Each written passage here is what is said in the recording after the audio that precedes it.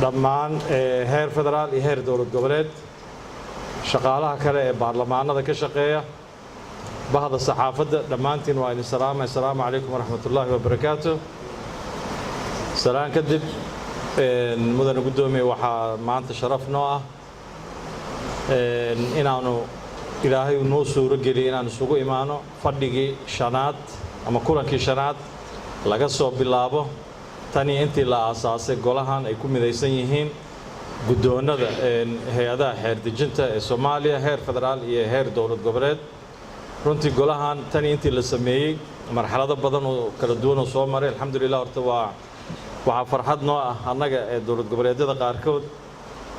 inaanu la kowsanay aasaaskii aan ka mid ahayn dadkii aasaasiyaashii golahan markii la aasaasay sida uu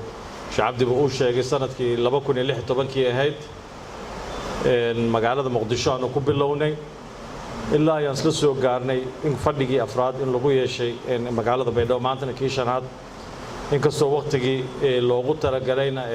duruufo jira awgeed uu dib uga soo dhacay horta mahadayno inaan isugu imaano kulankaas ilaahayna uu noo fududeeyo annagoo joogna meel ka mid ah carriga Soomaaliya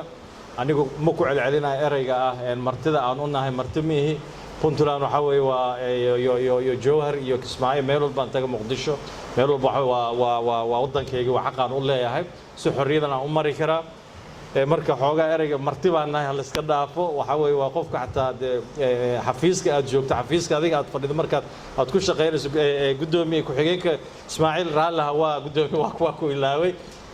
guddoomiye Cabdixakiin oo kale markuu xafiiskiisa intuu ka kaco guddoomiye Ismaaciil xafiiskiisa gaalo ma dhahay marti baan ku ahay waa meeshii ka shaqeynaya marka waa marti ma nihin runtii kulamadan saan u sheegay intii la soo qabtay waxyaabo badan oo waxaa jiray oo laga shaqeeyay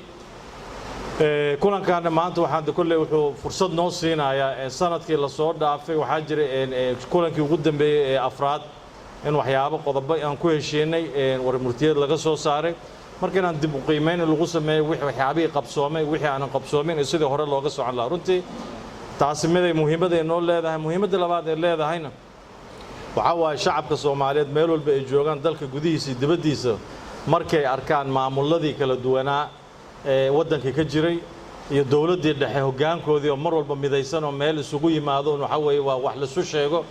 la kala tala qaato waxa weeye xitaa bal go'aanadii soo baxay qaarkood waxna fulaan waxna aysan fulin laakiin isu imaatinkaas aan isu imaanayn ayaa wuxuu yahay mid muhiimad gaar ah shacabka Soomaaliyeed u muujinayo been la suma sheega shacabku aad ogtihiin qaarkood dowlad goboleedyada iyo dowladda dhexe iyo waxa weeye waa afkaar kala duwan aan qabnaa waddan kala qoqoban la iska warhaynin oo aan la wada socono siyaasad midaysan ay jirin marka hadda isu imaatinkeena wuxuu yahay message muujinayo weli macnaha waxa weeye ummad wada socoto waxa weeye taladoodu meel ay ka bilaabato meel ay ku dhamaato insha Allah marka waa ku mahadsantihiin khusuusan xogayaha guud ee golaha shacabka Cabdikariim Buux runtii aad uga soo shaqeeyay sida uu qabsoomi lahayn kulamadaani marka waa dhammaantiin waa idin salaamay insha Allah waxaan rajaynayaa hadafkii iyo ujeedadii kulankan aan sugu nimidna insha Allah inaan ka miro dhalino guul noogu dhamaado biidin